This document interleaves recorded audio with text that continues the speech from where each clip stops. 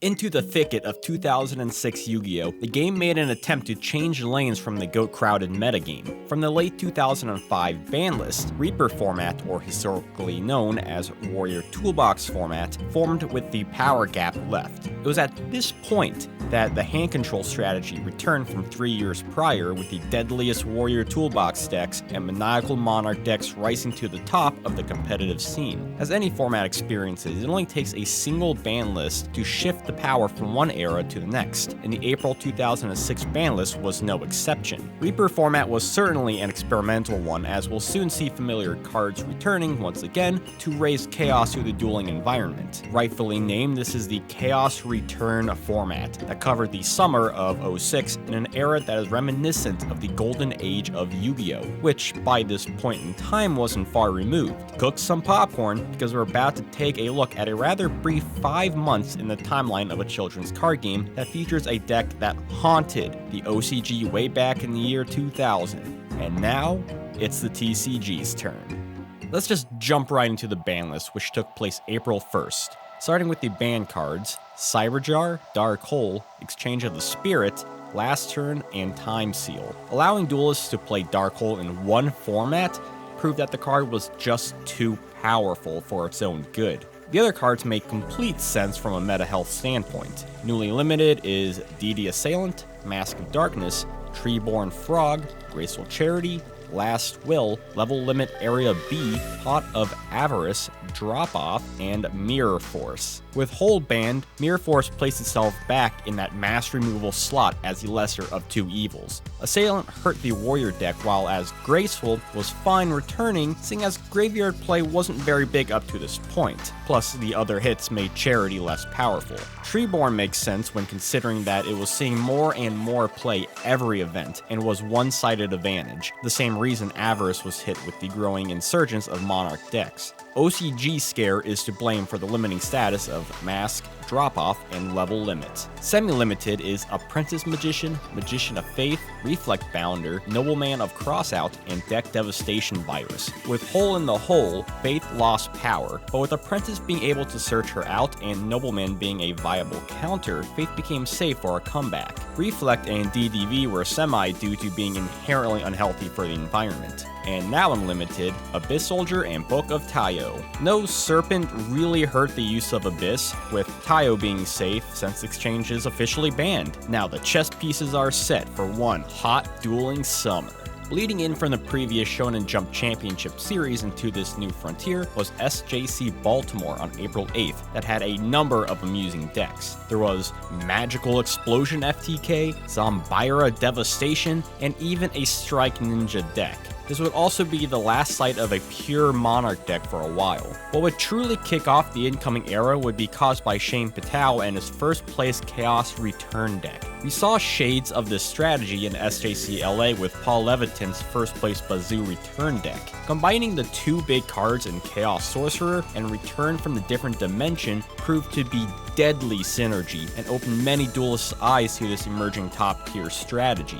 With BLS and CED out, duelists realized just how good the third Chaos monster was all along. The deck also ran Mirage Dragon, as easy-to-use trap-stopping cards like Royal Decree, Pitch Black Warwolf, and Mirage gained some popularity. Plus, the recently new TCG card Skull Angel is here, making its use as a light target variation of Dekoichi. The only product of the month would be Tournament Pack 8 by the end on April 28th. It was a nice time for reprinting previous video game exclusive cards, Slate Warrior and Harpy's Feather Duster. Although with Slate past his prime and Duster being banned, and the cards being tough to pull in general, it's the thought that counts. Other fun cards would be Garma Sword, continuing the line of weird rare ritual monsters, Wretched Ghost of the Attic, a spooky Karibo, Magical Arm Shield, a card from the anime, and Sectarian of Secrets, a monster from the OCG's Volume 1 set. That's the first one. With the start of May, the new Shonen Jump Championship series kicks off featuring a new prize card,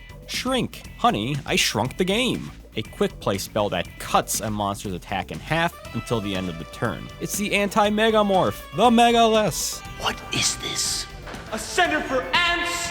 The first event to feature this new prize would be SJC Columbus on the 6th, where many notable players flocked to, such as Chris Perovic, Anthony Alvarado, Carlos Santiago, Roy, among many others. Amon Ganian would grab the first Shrink card with Chaos Return, starting the trend of 3 Sorks and 3 Cybers. The 13th would release the upcoming set Sneak Peek Participation card, Toon Dark Magician Girl. Since she had the longest text in the game by then, the Toon archetypal drawback of Summoning Sickness and paying life points to attack were cut from her effect, which made her one of the best Toons back then. Not like Toons were relevant in any capacity to capitalize on this, it just makes you wish all Toons had this taken away from the start. Before the new set, we got a new structure deck on the 15th, Invincible Fortress. This deck features the Exodia-looking defensive behemoth Exod, Master of the Guard, or as I like to call him, Exodia's cousin, the Unlimited One. The other 2 cards are the Field Spell Canyon and Great Spirit. Also in this are reprints from the Lost Millennium like Brain Control and Mega Rock Dragon. 2 days later, we finally got to the one and only new set of this format, Enemy of Justice. This set included many Floodgate cards to stop duelists in their tracks, with the big cards being Banisher of the Radiance, Dimension Fissure, Macro Cosmos, Icarus Attack, and Cyber Phoenix. Destiny heroes and counter fairies were also introduced here. Many seasoned duelists may know of Macro Cosmos very well, and yet at the time, players were definitely sleeping on this card due to the mindset that it would be destroyed before reaping any real benefits. So now with the card pool ready, the format officially begins with the 2006 US Nationals, which from my research takes place sometime between June 3rd, 4th, or 5th. While there was a library FTK deck, the event will be won by 11-year-old Austin Kaufman, defeating previous SJC winner Ganian, giving him the Bandit Keith treatment. The winning deck? Chaos Return, of course. Turns out using the Chaos engine to oppress your opponent and then use Return to close games proved to be simply powerful. He'd also start the trend of running Zaborg as the main monarch since he works with the Chaos engine. The next event will be SJC Chicago, but we're skipping ahead to SJC Atlanta since it has a variety of decks. Reversal Quiz OTK, a scary Cyber Sign OTK deck, a concept that dates way back to 2000 in the OCG, just now with more fusion targets like Cyber Twin Dragon and Cyber End Dragon. Clockwork Control, a deck not worried about winning, the Orange Cassidy of decks, and Chaos Control that had 2 of the 4 available Shrink cards. Shrink cleverly buffs Dawn Zalug and dodges Banlist, so while Shrink isn't used historically aside from this deck, which is definitely an outlier one, it is a decent card by the release nonetheless. 5 days later on the 24th, Amon Ganian takes first place again at SJC Denver with his take on Chaos Return, once again proving it has a solid engine and clear win condition. William Bardsley would show off a unique DD deck here too, a different dimension deck, you could say. When it comes to July the 12th would be the release date for Structure Deck Lord of the Storm, which included 3 new cards much like its grounded predecessor, Samorg, Bird of Divinity, Sonic Shooter, and Hysteric Party, which is great Harpy Lady support. The girls need support, you know. The deck also included a reprint of an already fresh-smelling card, Icarus Attack, even more decent support for Winged Beast decks. Sadly, Chaos and other familiar decks would still be in the scene as Samorg never quite took off. This claim is backed up by the hovering event, SJC Arlington, where many players had fun decks, none of which were Harpy Lady. Jeff Jones would be sad. Most notably at this event would be Jake McNeely's second place anti-meta Chaos deck, where using cards like Kaiku and Banisher of the Radiance to stop banishing for effect and backing them up with Rush Recklessly and Royal Decree proved to be the real deal. Other fun decks would be Old School Return, Dark World Burn, and Cyber Dragons. It was also around now that Techstein, aka Random Stein, aka the Steiner Recliner, took form, having a Cyber Stein in a deck or side as a simple tech option because just just searching the card out sometimes meant victory alone. July 22nd will be another big event at SJC Philadelphia when Kyle Duncan won with Recruiter Chaos, a new take on the Chaos engine to supply the deck with great field presence. Using 3 tomatoes or angels were hard to get rid of from a Chaos return standpoint, because if they get rid of all of them with, say, Asura Priest, you could always end on a DD Warrior Lady or Spirit Reaper, and then all your opponent did was fuel your own Chaos plays. While Return was the ultimate sword, Recruiter happened to be the ultimate shield. And here's a perfect place for a sponsor for Ultimate Guard. If I had one! That didn't stop other players from having fun though when looking at Cyber Dragons or Pac-Man by Michael Radzilla, which is the most 90s sounding last name, Radzilla. The first day of the new month, subscribers obtained some very awesome Shonen Jump May 2006 bonus cards: Yugioh Friendship, Judgment of the Pharaoh, and Unity.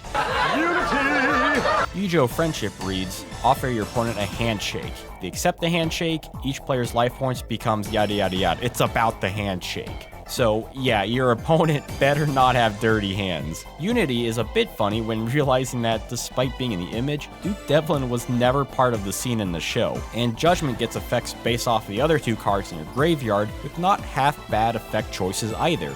If only we can get a card to high-five the opponent, but I can see where that could go horribly wrong. The World Championship would take place soon after between the 5th and 6th, with 2nd place being a disgusting Dark World deck by Shum King Hang from Hong Kong, while 1st would go to Dario Longo from Italy with his more traditional Chaos deck. Going back to SJCs, since they tell the most historical data on older formats, Indianapolis would be the next stop on August 12th, where the biggest deck here, and I know my big decks, would be Joe Hiletko and his Recruiter Chaos deck, pioneering the tech choice Hydro Geddon, an early taste of things to come. Hydro Geddon, upon destroying a monster, it can summon another copy of itself from the deck. Similar to Asura Priest in functionality, the benefit of Hydro is that its effect activates in the damage step, so Torrential Tribute can't be used, and it keeps an on-field presence. Hiletko would be the only duelist to use this card, and Hydra wouldn't make its claim to fame until 2007. While not legal in this format, the next core set, Power of the Duelist, was released on August 16th.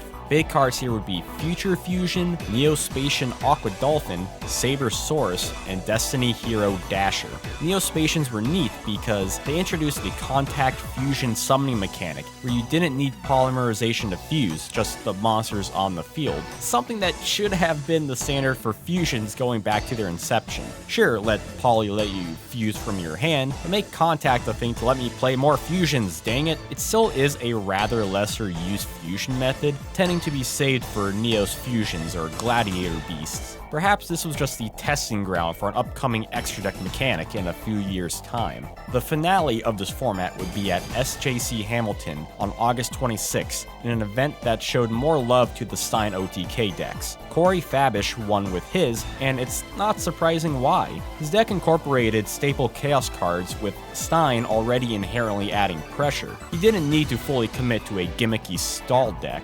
Confiscation helped against possible counters and to read your opponent's hand too. Stein OTK was still fully viable given as it didn't need much setup compared to its top tier cohorts. Other fun decks included Chaos Zombie, an innovative Cyberstein OTK deck, and this amazing anti-meta warrior toolbox that included Cliff the Trap Remover and Donzaluk and Monet in the side, in which what might make the very first competitive Dark Scorpion deck. I think I'm in love with this format.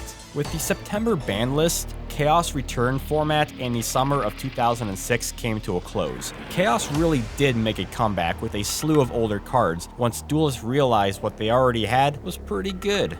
Man, that was deep. There were a ton of great decks. Chaos Return, Chaos Recruiter, Anti-Meta Chaos, Stein OTK, Dark World, and many more to count. The top Chaos decks seem to counter each other like rock, paper, scissors in a tempo and advantage-based era where every +1, +2s were key for winning. With powerful concepts returning and a still solid ban list, Chaos Return is much like an improved GOAT format. Think about it, more even decks and no Trinity. It's a real win. And not just because of Dark Scorpion. Okay, maybe a little because of Dark Scorpion. But now where will 06 Yu-Gi-Oh! Take us? One thing's for sure, with old cards and new strategies around every corner, plus the influx of new cards dripping into the dueling environment, the future of Yu-Gi-Oh! Is an open frontier.